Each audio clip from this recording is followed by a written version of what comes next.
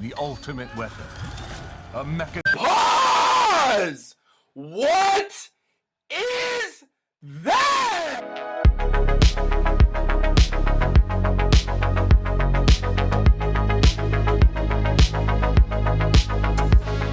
To be honest, I didn't even watch the movie in cinemas. The burnout from all Marvel series was really starting to show on me. I'd say Miss Marvel really finally put the nail in the coffin. Even after Miss Marvel, Black Panther was in cinemas and I didn't even go for that cause of burnout. I do wish I saw that in the movies in IMAX though, but I had some hope for Quantumania. I hoped that it would break the curse of my burnout, so I waited a bit, like maybe a week or so, just to see the public's opinion on it, and lo and behold, it was not received greatly. In this video, I will go over the movie and see why it went so wrong and the possibility of fixing it.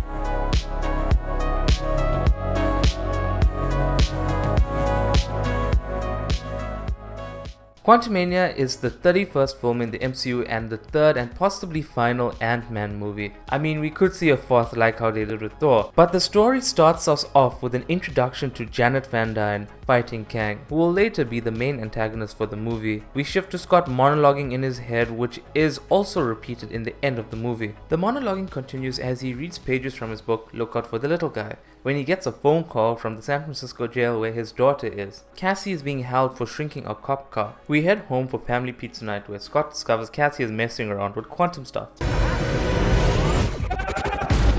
Spoke too soon as the quantum satellite is set up sucks up the whole family and some ants into the quantum realm, separating our groups in the progress. Scott and Cassie are together and they fend off a sun-like creature and then an amoeba-like creature before being captured by a group of revolutionaries. They are brought back to their base where they are told to drink the ooze so that they can talk to the other beings.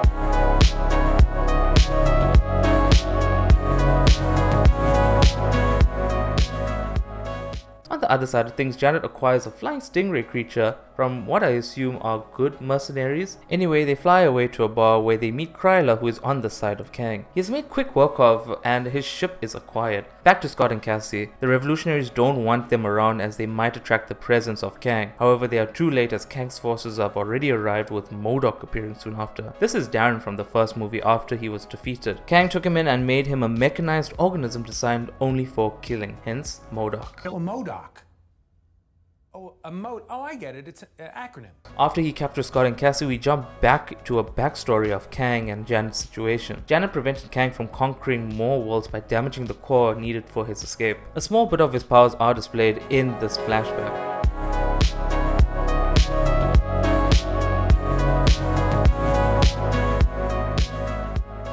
We jump to Kang confronting Scott, telling him to fix the core and he will spare his daughter's life. However, he will go back on his word later on. Scott enters the core but also experiences a probability storm. Whatever choices could be made are made. This turns into chaos as multiple Scotts are made. Hope finds the signal and enters the probability storm too. After a while of failing, the Scotts band together to create an ant-like structure with the sole motivation to save Cassie. It doesn't seem to work, but Hope helps at the last minute and the core is restored. Kang takes Janet and M.O.D.O.K seemingly kills Hank, but the same ants that entered with him fell into a time dilation and gained knowledge over 1,000 years in a single day. Hank saves Scott and Hope while Cassie saves the revolutionaries. They all attack Kang's base when a huge Scott appears. He rampages towards Kang to prevent him from leaving. Cassie defeats M.O.D.O.K and delivers probably the most cringe line in the entire MCU. It's too late. Look at me. I'm such a dick. It's never too late to stop being a dick. Scott and Hope break through the barrier and fight an enraged Kang. It seems like our heroes are going to lose, but Hank's ant colony come to save the day by overwhelming Kang. Kang is defeated with the help of M.O.D.O.K intervening and soon after dying. The core is set to be used and the portal opens. Everyone moves through except Scott, who fights Kang one last time. A classic fist brawl happens and Kang is double teamed by Scott and Hope, who throw him into the core. More monologuing happens where Scott worries about the future. Cassie's birthday is celebrated and the credits roll. Our first end credits scene shows us the Council of Kangs being summoned. Our second credits scene shows us Loki with the possible first Kang variant. We are told Kang will return, possibly only in the Avengers movie or a project closer by as a teaser.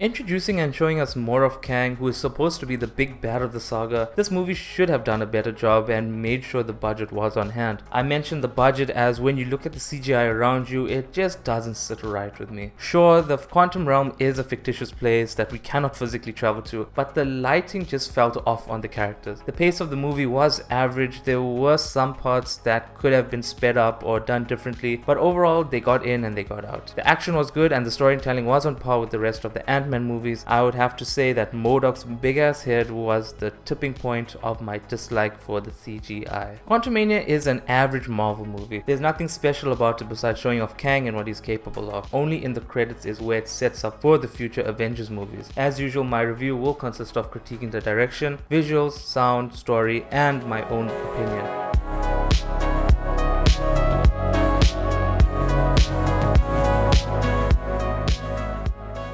The first thing I want to mention is, why did they even change the character of Cassie? The reason I found online was that the director felt the actor was a better fit. Well, if that's the case, then they can easily replace Jonathan Majors with all the stuff that's been happening around him. The direction matches the feel of the other movies, but I feel that there's less comedy moments compared to the other two movies. The only funny moments I would say fit the Antman vibe is the beginning and ending with Scott monologues. Besides that, this feels like it's only made to introduce Kang and nothing else. His acting though is amazing. That one is the redeeming factor of this movie, but alas, we do see very little of him. There wasn't even character development or growth. Nothing too exciting or groundbreaking is done here. The visuals were average. I felt in some of the dark environments the lighting was off. Some scenes with the ant suit helmet activating and deactivating feels too fake. It feels like a mixture between mechanical and too natural. There wasn't anything too grand or anything to run home about. No big explosions or flashy fights or anything that makes me go wow. Hence, I will stand by the visuals being average as well. I feel sound is where Marvel is consistent across all movies, so there has to be something really special to garner a high rating. The movie has its quiet moments as it's 75% storytelling and world building and 25% action, even though that world building only stays in the quantum realm. The sound effects are what you would expect, the pew pews and zap zaps, nothing too exciting or extraordinary. To summarize the story, they get sucked into the quantum realm, they reunite, they get taken by revolutionaries, end up fighting Kang since Janet is back, defeat Kang, and then rest is set up. It feels like an underwhelming story. Like I said, this wasn't an Ant-Man movie. It was a movie to display Kang with Ant-Man in it. M.O.D.O.K was a nice addition but wasn't implemented properly. After the first movie, his personality completely changed, only until the end where he dies. The story feels unfinished and possibly needs some sort of resolution. Also, why was Janet so secretive? Just talk to your family so they know what the threat is about and what's about to happen. That part honestly infuriated me. The movie is overall average, and when everything is average it feels underwhelming, especially since this movie is supposed to set up the big bad Kang at the end of the saga. I feel this wasn't the right move. Maybe try a Thanos type introduction where in some movies he had a cameo and then give him his own movie at the end of the saga. I give this movie a 4 out of 10, average on all cylinders with nothing groundbreaking and nothing too impactful in the entire movie besides the credits. Honestly, I'm not sure where this leads. Ant-Man is still around, so he could just make cameos since his daughter will form in the new Avengers. Kang will appear in his own movie later on, so that's where we will see him. As for the other characters, I feel we might see the deaths of Scott, Hank, and Janet along the way. Maybe Hope, but I'll keep that one on the back burner since we don't have a young Wasp just yet. What do you guys think? Did you enjoy the movie? Let me know your thoughts in the comments below. Leave a like if you enjoyed this movie and subscribe for more. I'll see you guys on Saturday for a new video. Thank you for your support. Take care and have fun.